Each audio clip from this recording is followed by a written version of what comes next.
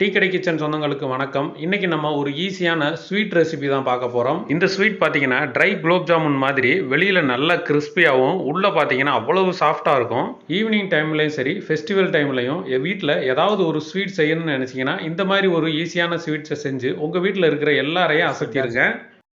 வணக்கம். இன்னைக்கு நம்ம டீ கடை கிச்சனில் ஒரு இனிப்பு பிஸ்கட் தான் செய்ய போகிறோம். அதுக்கு வந்து ஒரு சின்ன மிக்சி ஜார் எடுத்துக்காங்க. மிக்சி ஜாரில் வந்து ஒரு அரை கப்பு சீனி, வெள்ளை சக்கரை அதை உள்ளே சேர்த்துட்டு நல்லா பொடி பண்ணிடுங்க.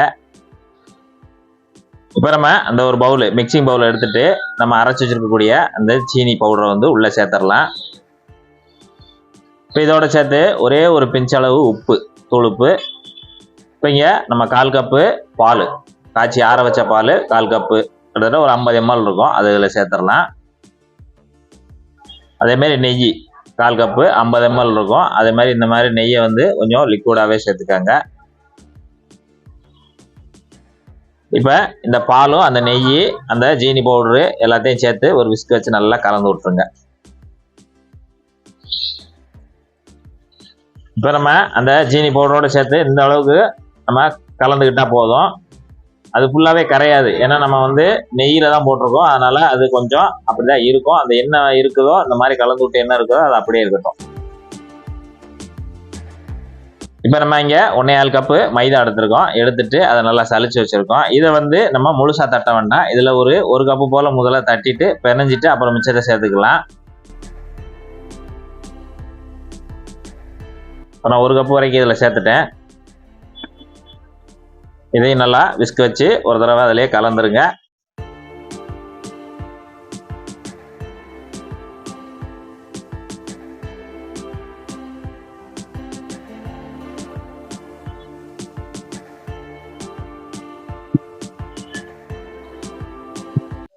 நல்லா கலந்தாச்சு.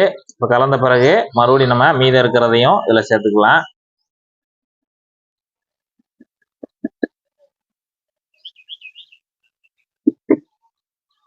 அதையும் சேர்த்து நல்லா கலந்து விட்டுருங்க. இப்போ நம்ம தண்ணி எதுவும் தேவையில்லை. இதில் என்ன மாவு பக்குவம் வருதோ அதான் நமக்கு பக்குவம்.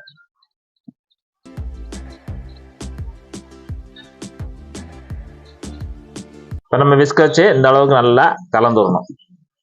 நல்லா கலந்துட்டோம்னா நல்லா கெட்டியாக அந்த அளவுக்கு கெட்டியாக வந்துடும். அவ்வளோதான். இப்போ விஸ்கில் இருக்கிறது எல்லாத்தையுமே தட்டிடுங்க. இப்போ நம்ம விஸ்கை எடுத்துட்டு கைட்டை லேசாக உருட்டிக்கலாம். மாவு ஏற்கனவே விஸ்கிலே எல்லாம் பிசைஞ்சாச்சு, இருந்தாலும் கைட்டை லேசாக இந்த மாதிரி நம்ம அந்த பக்குவம் தெரிகிறதுக்காக கைட்டை லேசாக பிசைஞ்சுக்காங்க.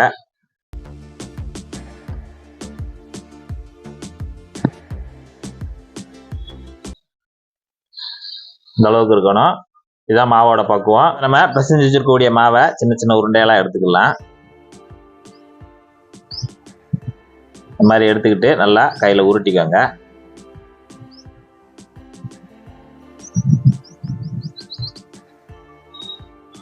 இந்த மாதிரி கையில் உருட்டிட்டு லைட்டாக ஒரு அமுக்கு, அப்படி, அவ்வளோதான்.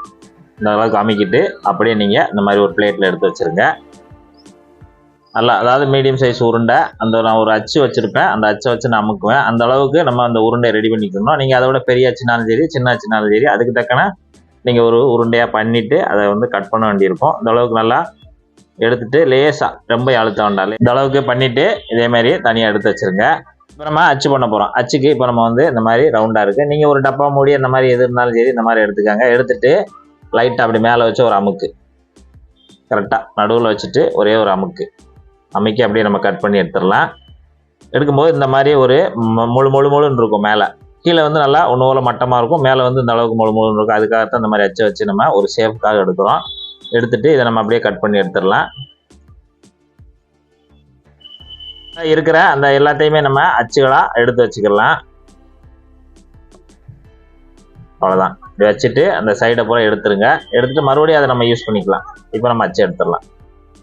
இப்போ நம்ம வந்து அதை எண்ணெயில் தான் பொரிச்சு எடுக்க போகிறோம் அந்த பிஸ்கட்டை. அது என்ன பார்த்தீங்கன்னா லைட்டாக அந்த இந்த அளவுக்கு முங்குற அளவுக்கு, லைட்டாக முங்குற அளவுக்கு இருந்தாலே போதும். ரொம்ப முங்கலாம் வேண்டாம். சும்மா ஒரு பக்கம் 2 பக்கம் புரட்டி தான் நம்ம வேக வைக்க போகிறோம். அதனால் முங்குற அளவுக்கு எண்ணெய் இருந்தால் போதும்.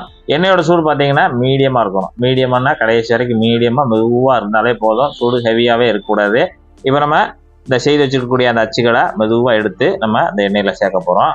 அப்படி ஒன்று ஒன்றா மெதுவாக அப்படி இறக்கிடுங்க. மெதுவாக எடுத்து ஒன்று ஒன்றா இறக்கிடுங்க. இப்போ நம்ம ஒரு 6 பீஸை இதில் உள்ள போட்டிருக்கோம். 6 பீஸ் மெதுவாக வேகட்டும். இப்போ நம்ம போட்டு ஒரு 1 நிமிஷம் இருக்கும். 1 நிமிஷம் இருந்தோடனே இந்த மாதிரி ஒரு ஷார்ப்பான ஒரு ஸ்பூன் வச்சுக்கோங்க. லேசாக நகட்டி பாருங்க. ஏன்னா சில நேரம் வந்து லைட்டாக அது கீழே ஒட்டி அடிப்பிடிக்கிறதுக்கு வாய்ப்பு இருக்கும். அதனால இந்த மாதிரி லேசாக நகட்டி விடுங்க. அந்த ஒரு சைடு வந்து நல்லா வெந்து வரணும். அப்படின்னா தான் நமக்கு பரட்டும் போது கொஞ்சம் உடையாம வரும். இன்னும் கொஞ்சம் நல்லா வேகட்டும். இப்போ நம்ம உள்ள போட்டு ஒரு 2 நிமிஷம் ஆச்சு. 2 நிமிஷம் ஆனோடனே அதை அப்படியே நம்ம நைஸாக புரட்டி விட்டுக்கலாம். ஒரு அடிஷனலாக ஒரு ஸ்பூன் ஒன்று வச்சுக்கோங்க. நல்லா இந்த அளவுக்கு லைட்டாக ப்ரௌனாக தான் வரும் அடிப்பக்கம். அப்படியே புரட்டி விட்டுருங்க. நல்லா புஃப்னு அது நல்லா வெந்து வரணும். நைஸாக இருக்கும்.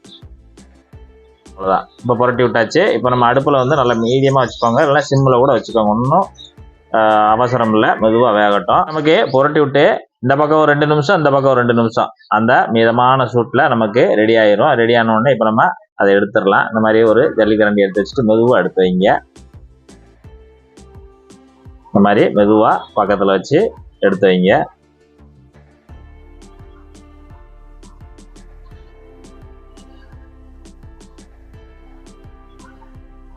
அப்படியே எடுத்து லைட்டாக வடிகட்டியில் எடுத்து போட்டுருங்க. நல்லா ஆறணும். சாப்பிட்டு பார்ப்போம்.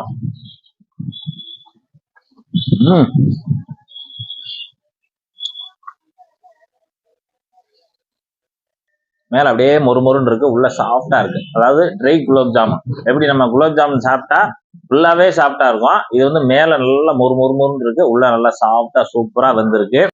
இதே மாதிரி நீங்க ஒரு சூப்பரான பிஸ்கட் ரெடி பண்ணி சாப்பிட்டு பார்த்துட்டு எப்படி வந்ததுன்றதை கமெண்ட்ல சொல்லுங்க. நன்றி, வணக்கம்.